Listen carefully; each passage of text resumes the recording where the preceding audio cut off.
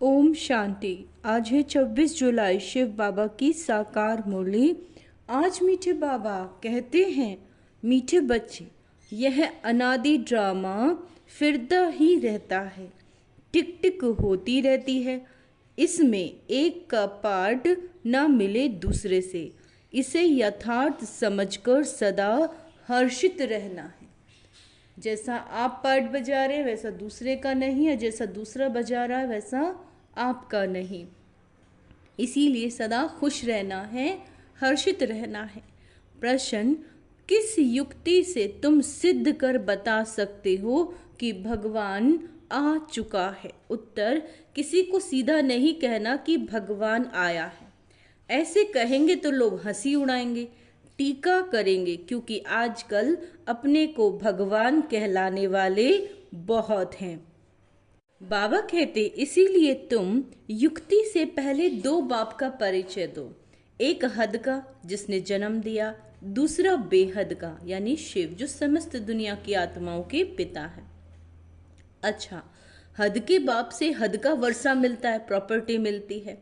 अब बेहद का बाप बेहद का वर्षा यानी प्रॉपर्टी देते हैं, तो समझ जाएंगे। ओम शांति। रूहानी बाप बैठ रूहानी बच्चों को समझाते हैं।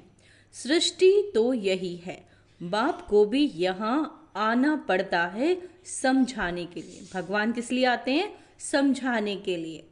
मूल वतन में तो नहीं समझाया जाता, स्थूल वतन में ही समझाया जाता है। स्थूल वतन यानी इस पृथ्वी पर जब हम बाबा आते हैं। बाप जानते हैं बच्चे सब पतित हैं। पतित का मतलब है इम्प्योर है, नेगेटिव। उनकी सोच कैसी है? नेगेटिव है। बच्चे सब पतित हैं, कोई काम के नहीं रहे। इस दुनिया में दुख ही दुख है।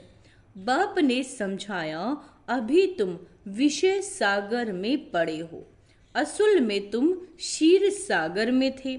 विष्णुपुरी को क्षीर सागर कहा जाता है। अब क्षीर का सागर तो यहाँ मिल न सके तो तालाब बना दिया।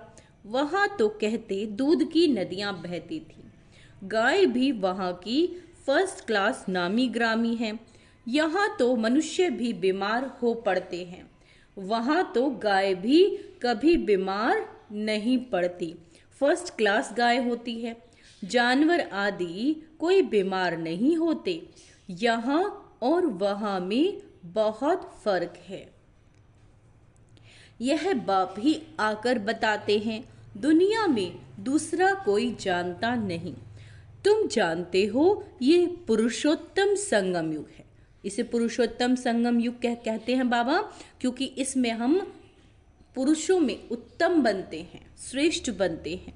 जब बाप आते हैं सबको वापस ले जाते हैं। भगवान का काम क्या है? सब आत्माओं को वापस ले जाने का। शरीरों को थोड़ी ना ले जाएंगे, शरीर नीचे होंगे और आत्माएं शरीर से डिटैच होके शिव बाबा के साथ चली जाएंगी। तो बाबा कहते, बाप आते हैं सबको ले जाते हैं। बाप कहते हैं जो भी बच्चे हैं, कोई अल्लाह को, कोई गॉड को, कोई भगवान को पुकारते हैं। मेरे नाम तो बहुत रख दिए, अच्छा बुरा जो आया वो मेरा नाम रख दिया। बाबा कह रहे हैं, अब तुम बच्चे जानते हो बाबा आया हुआ है। दुनिया तो ये समझ ना सके, समझेंगे वही जिन्होंने 5000 वर्ष पहले समझा है। इसीलिए गायन है, कोटों में कोई, कोई में भी कोई, है ना। लाखों करोड़ों आत्माओं से कोई समझेंगी और कोई में भी कोई आत्मा ही इस ज्ञान को समझेगी। मैं जो हूँ, जैसा हूँ, बच्चों को क्या सिखाता हूँ वह तो तुम बच्चे ही जानते हो और कोई समझ ना सके, है ना। शिव बाबा कैसे है? निराकार। यह भी तुम जानते हो, हम कोई साकार में नहीं पढ़ते, निराकार पढ़ाते हैं। मनुष्य जरूर मूंझेंगे, निराकार तो ऊपर में रहते हैं, वो कैसे पढ़ाएंगे? तुम निराकार आत्मा भी ऊपर में रहती हो, फिर इस तखत पर आती हो, है ना। यह तखत विनाशी है। जो ये हमारा शरीर है ये विनाशी है, हमेशा नहीं रहने वाला। आत्मा तो अकाल है, वह कभी मृत्यु को नहीं पाती। तो बाबा हमें यही समझाते हैं कि शरीर विनाशी है, आत्मा अविनाशी है और तुम शरीर नहीं हो, तुम एक आत्मा हो। शरीर मृत्यु को पाता है, यह है चैतन्य तखत। अमृतसर में भी अकाल तख्त है ना, वह तखत है लकड़ी का। अच्छा, उन बेचारों को पता नहीं है, अकाल तो आत्मा है जिसको कभी काल खा नहीं सकता। हमें कहते हैं ना, न शस्त्र काट सकता है, न अग्नि जला सकती है। तो बाबा कहते आत्मा, अकाल तो आत्मा है जिसको कभी काल खा नहीं सकता। अकाल मूरत आत्मा एक शरीर छोड़कर दूसरा ले लेती है। उनको भी रथ तो चाहिए ना, निराकार बाप को भी रथ चाहिए। अब शिव बाबा कैसे हैं? निराकार। अगर उन्हें अपनी बात कहनी है तो उन्हें भी तो किसी के शरीर में प्रवेश करना पड़ेगा, मनुष्य का, वो भी, क्योंकि बाप है ज्ञान का सागर, ज्ञानेश्वर। अब ज्ञानेश्वर नाम तो बहुतों के हैं, अपने को ईश्वर समझते हैं ना। सब लोग क्या समझते हैं कि हम भगवान हैं, हम ईश्वर हैं। सुनाते हैं भक्ति के शास्त्रों की बातें, नाम रखाते हैं अपना ज्ञानेश्वर, अर्थात ज्ञान देने वाला ईश्वर। बाबा कहते वो तो ज्ञान सागर चाहिए, उनको ही गॉड फादर कहा जाता है। यहाँ तो ढेर भगवान हो गए हैं। जब बहुत ग्लानि हो जाती है, बहुत गरीब हो जाते हैं, दुखी हो जाते हैं, तब ही बाप आते हैं। बाप को कहा जाता है गरीब नवाज। आखिर वो दिन आता है जो गरीब निवास बाप आते हैं। बच्चे भी जानते हैं बाप आकर स्वर्ग की स्थापना करते हैं। वहाँ तो अथाह धन होता है, पैसे कभी गिने नहीं जाते। यहाँ हिसाब निकालते हैं, इतने अरब खरब खर्चा हुआ। वहाँ ये नाम ही नहीं, अथाह धन रहता है। अभी तुम बच्चों को मालूम पड़ा है बाबा आया हुआ है हमको अपने घर ले जाने। बच्चों को अपना घर भूल गया है, भक्ति मार्ग के धक्के खाते रहते हैं। इसको कहा जाता है रात। जब आत्मा धक्के खा रही है भगवान को ढूंढने के लिए, तो उस समय को कहा जाता है रात। भगवान को ढूंढते ही रहते हैं, परंतु भगवान कोई को मिलता थोड़े ही है। अभी भगवान आया हुआ है, यह भी तुम बच्चे ही जानते हो, और तुम्हें निश्चय भी है। ऐसे नहीं सबको पक्का निश्चय है, कोई न कोई समय माया भुला देती है। तब बाबा कहते हैं, जब माया भुला देती है बच्चे को, बाबा को भूल जाते हैं।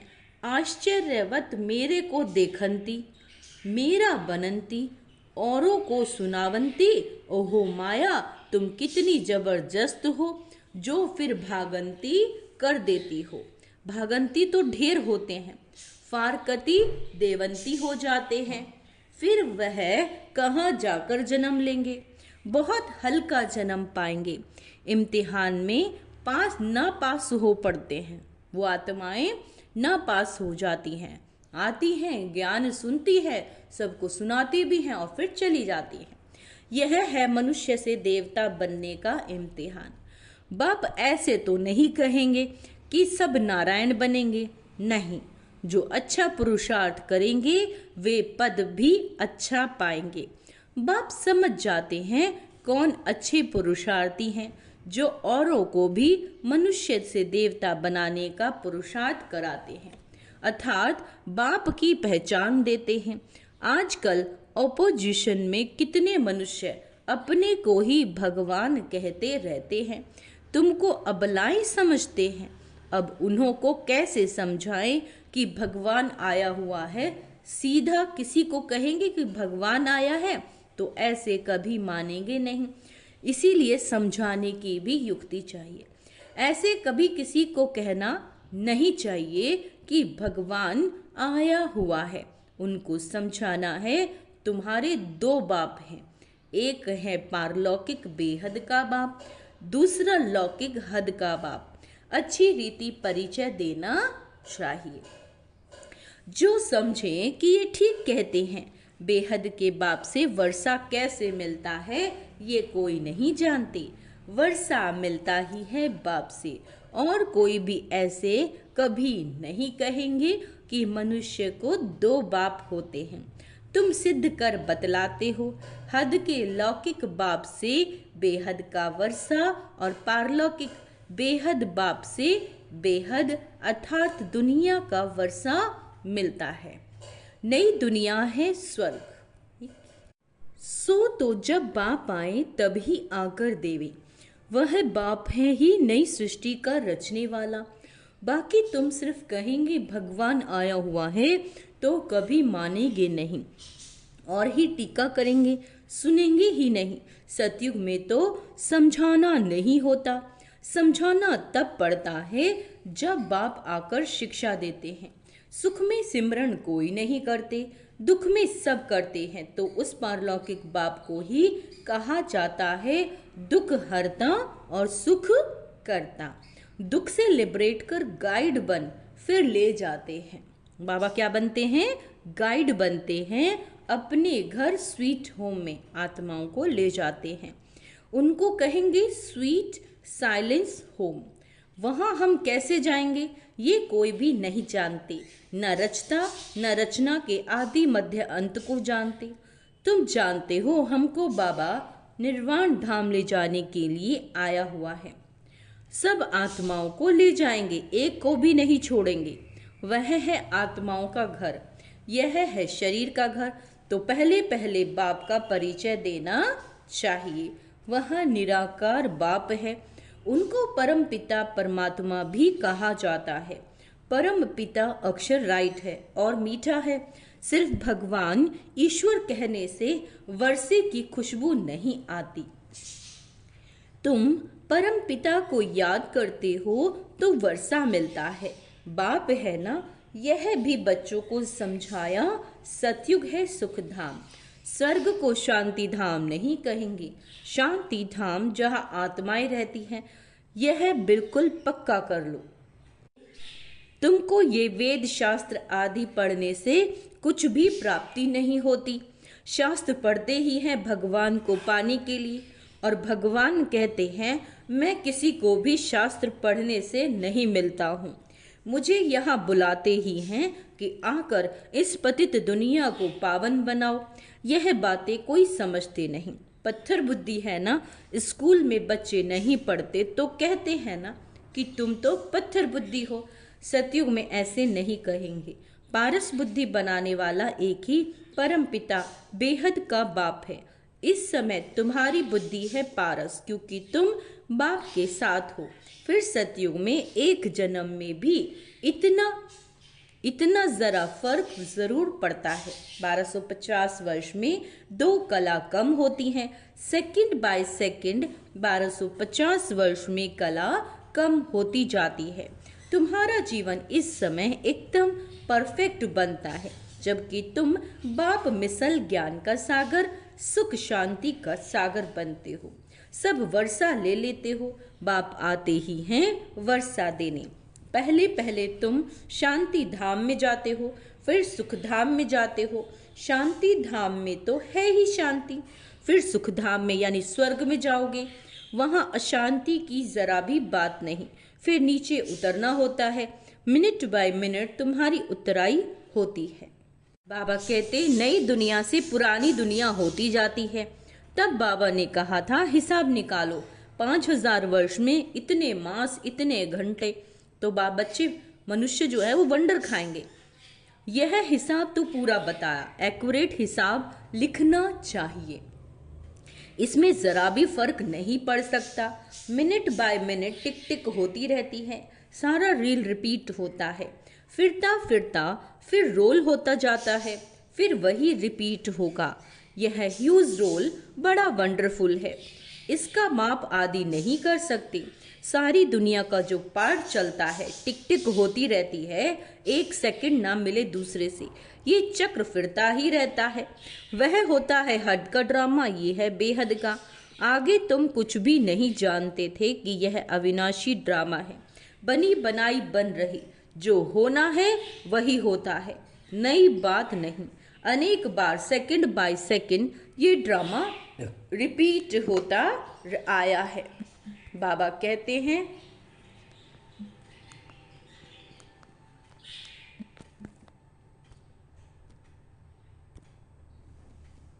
क्या कहते हैं बाबा? और कोई ये बातें समझा न सके। पहले पहले तो बाप का परिचय देना है। बेहद का बाप बेहद का वर्षा देते हैं। उनका नाम क्या है? शिव। बाप कहते हैं मैं आता ही तब हूं जब अति धर्म की ग्लानि होती। धर्म की ग्लानि, इसको कहा जाता है घोर कलयुग। यहाँ बहुत दुख है।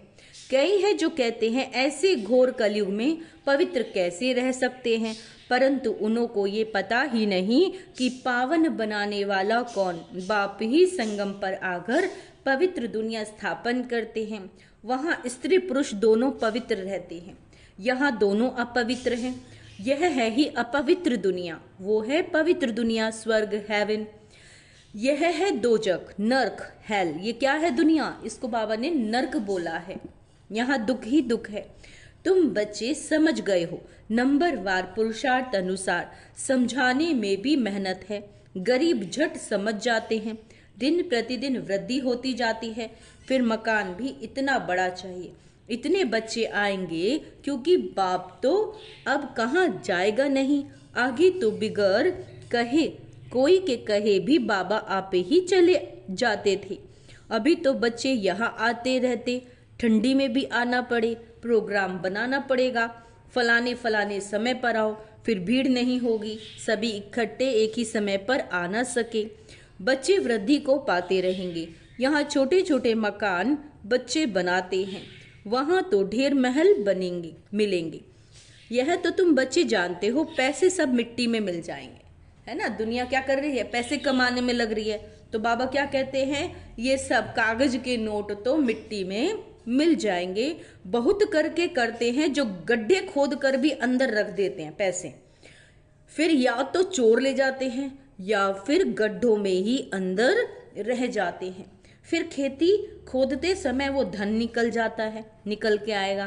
बाबा कहते अब विनाश होगा, सब दब जाएगा, फिर वहां सब कुछ नया मिलेगा। बहुत ऐसे राजाओं के किले हैं जहां बहुत सामान दबा हुआ है। बड़े बड़े हीरे भी निकल आते हैं तो हजारों लाखों की आमदनी हो जाती है। ऐसे नहीं कि तुम स्वर्ग में खोदकर ऐसे कोई हीरे आदि निकालोगे, नहीं। स्वर्ग में ऐसे हीरे नहीं निकालेंगे। वहां तो हर चीज की खानियां आदि सब नई भरपूर हो जाएंगी। यहाँ कल राठी जमीन है तो ताकत ही नहीं। बीज जो बोते हैं उसमें दम नहीं रहा। कीचड़ पट्टी अशुद्ध चीजें डाल देते हैं, वहां तो अशुद्ध चीज का नाम नहीं होता। Everything is new. स्वर्ग का साक्षात्कार भी बच्चियां करके आती हैं। वहां की ब्यूटी ही नेचुरल है। अभी तुम बच्चे उस दुनिया में जाने के लिए पुरुषार्थ कर रहे हो। अच्छा, मीठे मीठे सिक्के लदे बच्चों प्रति माता पिता बाप दादा का याद प्यार और गुड मॉर्निंग। रूहानी बाप की रूहानी बच्चों को नमस्ते। हम रूहानी बच्चों की रूहानी बाप दादा को याद प्यार गुड मॉर्निंग। नमस्ते मीठे बाबा, शुक्रिया बाबा, शुक्रिया। धारणा के लिए मुख्य सार, इस समय ही बाप समान परफेक्ट बन पूरा वर्षा लेना है। बाप समान बनना है। बाप की सब शिक्षाओं को स्वयं में धारण कर उनके समान ज्ञान का सागर, शांति सुख का सागर बनना है। बुद्धि को पारस बनाने के लिए पढ़ाई पर पूरा पूरा ध्यान देना है। निश्चय बुद्धि बन मनुष्य से देवता बनने का इम्तिहान पास करना है। वरदान है कहते निश्चित विजय के नशे में, कि मेरी विजय निश्चित है। इस नशे में रह बाप की पदम गुणा मदद प्राप्त करने वाले माया जीत भव। बाप की पदम गुणा मदद के पात्र बच्चे माया के वार को चैलेंज करते हैं कि आपका काम है आना और हमारा काम है विजय प्राप्त करना। वे माया के शेर रूप को चींटी समझते हैं क्योंकि जानते हैं यह माया का राज्य अब समाप्त होना है। हम अनेक बार के विजयी आत्माओं की विजय 100% निश्चित है। यह निश्चित का नशा बाप की पदम गुणा मदद का अधिकार प्राप्त कराता है। इस नशे से सहज ही मायाजीत बन जाते हो। स्लोगन, संकल्प शक्ति को जमा करो। है ना, कम बोलो, बिल्कुल नहीं बोलो, मैं तो खैर यही एडवाइस करूंगी। संकल्प शक्ति को जमा करो, बिल्कुल भी व्यर्थ सोचना नहीं है, स्वयं के प्रति, अपने प्रति भी और विश्व के प्रति अपने जो पॉजिटिव संकल्प हैं उनका यूज करना है। अच्छा, ओम शांति।